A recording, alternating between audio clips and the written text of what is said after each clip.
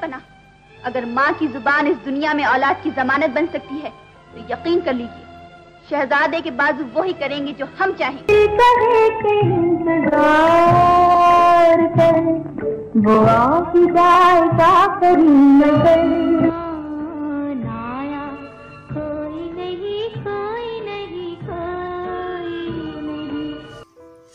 حسن، نفاست اور ذہانت کا شاندار امتزاج صابرہ سلطانہ، جس نے 1960 کی دہائی میں لالی ووڈ میں اپنی ایک الگ شناخت بنائی تھی۔ پاکستان کی فلمی صنعت میں ابتدا میں جن اداکاروں نے اپنے نام کا ڈنکا بجایا ان میں سبیحہ خانم، مسرت نذیر، بہار بیگم اور نور جہاں کا نام سر فہرست ہے۔ 60 کی دہائی میں نیر سلطانہ، شمیم آرا، زیبا، دیبا، فردوس، شیرین اور نغمہ فلمی اسکرین پر چھائی رہی۔ ان سب نے بڑی محنت اور لگن سے کام کیا اور فلمی صنعت کی ترقی میں اہم کردار ادا کیا۔ 60 کی دہائی میں ایک اور اداکارہ نے بڑی تیزی سے فلم بینوں کی توجہ حاصل کی، اس اداکارہ کا نام ہے صابرہ سلطانہ۔ 21 ستمبر 1945 کو ممبئی میں پیدا ہونے والی صابرہ سلطانہ نہایت دلکش شخصیت کی مالک تھی۔ 5 فٹ 5 انچ قد، سرخ سفید رنگ، تھیکے نقوش، دمکتا چہرہ، موتیوں کی طرح چمکتے دانت اور پھر اعلیٰ تعلیم یافتہ اور بہت اچھی اداکارہ، یہ سب خوبیاں آپس میں مل جائے تو صابرہ سلطانہ کا پیکر وجود میں آتا ہے۔ بس یوں سمجھ لیجئے کہ وہ کسی رومانی ناول کی شہزادی لگتی تھی۔ سب سے پہلے ہدایت کار A.H. صدیقی نے ان کی اداکارانہ صلاحیتوں کو بھانپا اور انہیں اپنی فلم انصاف میں کاسٹ کیا۔ یوں انصاف صابرہ سلطانہ کی پہلی فلم ٹھہری۔ اس فلم میں نیل اور کمال نے مرکزی کردار ادا کیے تھے۔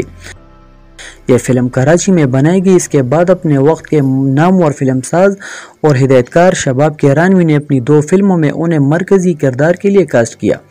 ان فلموں کے نام تھے جمیلہ اور شکریہ۔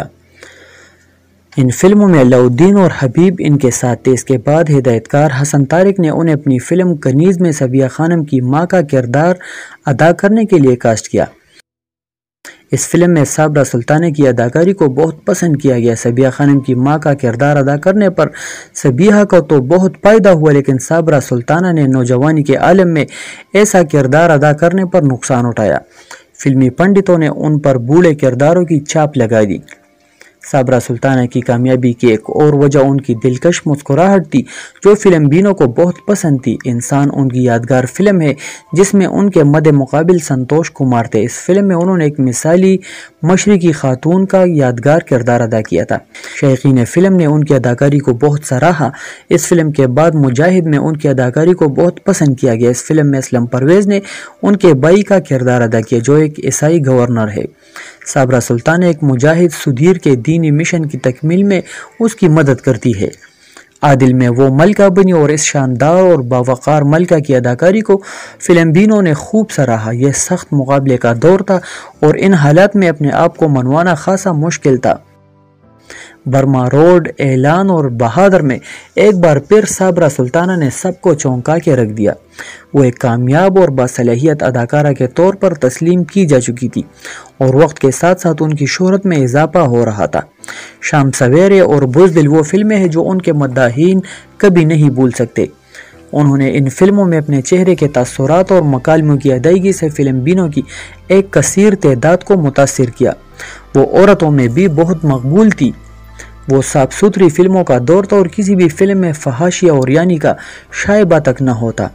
صابرہ سلطانہ مشرقی عورت کا جیتا جاگتا نمونہ تھی، بلکہ یوں کہنا چاہیے کہ وہ اس دور کی نوجوان عورتوں کے لیے رول ماڈل کا درجہ رکھتی تھی۔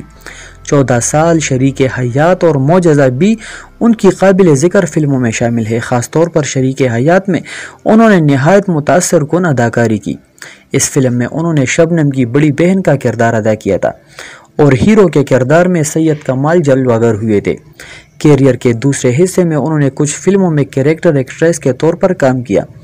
1975 میں ریلیز ہونے والی بے مثال ان کی آخری فلم تھی۔ یہ واحد فلم تھی جس میں صابرہ سلطانہ نے منفی کردار ادا کیا اور اس کے کردار میں بھی وہ فلم بینوں کو متاثر کرنے میں کامیاب رہی۔ اس فلم کے بعد وہ رشتہ ازدواج میں منسلک ہو گئی۔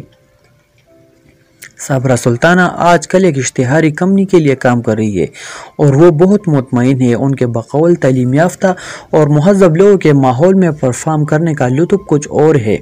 لیکن اس کے ساتھ ساتھ وہ یہ بھی کہتی ہے کہ یہاں کام کرنا فلم سے بھی زیادہ مشکل ہے۔ وہ اس بات پر نازاں ہے کہ وہ 21 ستمبر کو پیدا ہوئی۔ ان کے بقول 21 ستمبر کو ان شخصیات نے جنم لیا جنہوں نے بین الاقوامی شہرت حاصل کی۔ ان شخصیات میں صوفیہ لورین، کرینہ کپور اور بلاول بھٹو زرداری ہے۔ پاکستانی اداکاروں میں انہیں سنتوش کمار اور حبیب کے ساتھ کام کرنا اچھا لگا، جبکہ وحید مراد ان کے پسندیدہ ہیرو تھے۔ بھارتی اداکاروں میں انہیں امیتابھ بچن اور نصیر الدین شاہ بہت پسند ہے، جبکہ دلیپ کمار کو وہ لیجنڈ کا درجہ دیتی ہے۔ انہیں اس بات پر بھی فخر ہے کہ مسلمان فنکاروں نے بھارتی فلم انڈسٹری پر ہر دور میں حکومت کی۔ گزشتہ 15 برسوں سے 3 خان بالی ووڈ پر چھائے ہوئے ہیں۔ گلوکاروں میں محمد رفیع کا کوئی جواب نہیں اور نوشاد صاحب کو موسیقار اعظم کہا جاتا ہے۔ ہمارے ہاں یہ المیہ ہے کہ فلمی صنعت کے لیے گران قدر خدمات سر انجام دینے والے فنکاروں کو فراموش کر دیا جاتا ہے۔ کوئی حکومت یہ جاننے کی زحمت گوارا نہیں کرتی کہ ماضی کے درخشاں فنکار آج کس حالت میں ہے۔ اس کے برعکس بھارت میں ایسا نہیں، وہاں پرانے فنکاروں کی بہت توقیر کی جاتی ہے اور انہیں ان کی فلمی صنعت کسی نہ کسی کام پر لگائے رکھتی ہے تاکہ ان کی روٹی روزی کا سلسلہ چلتا رہے۔ صابرہ سلطانہ نے معاشی تنگ دستی کے باوجود کبھی اصولوں پر سمجھوتا نہیں کیا۔ کردار کی پختگی کی وجہ سے بھی ان کا احترام کیا جاتا ہے۔ صابرہ سلطانہ کی ذہن کی تختی پر جو کچھ لکھا ہوا ہے وہ انمٹ ہے۔ اس تختی پر پاکستانی فلمی صنعت کے عروج کی کہانی لکھی ہے۔ شعبے سے دلچسپی رکھنے والے ہمارے آج کے نوجوانوں کو پاکستان کی فلمی صنعت کے سنہری دور کے بارے میں بھی علم ہونا چاہیے۔ وہ دور جس میں اعلیٰ درجے کے ہدایت کار، اداکار، گلوکار، موسیقار اور نامہ نگار اپنے اپنے فن کے جوہر دکھا رہے تھے۔ یہ تمام لوگ فلمی تاریخ کا حصہ بن چکے ہیں اور ان کی خدمات کو کھلے دل سے تسلیم کیا جانا چاہیے۔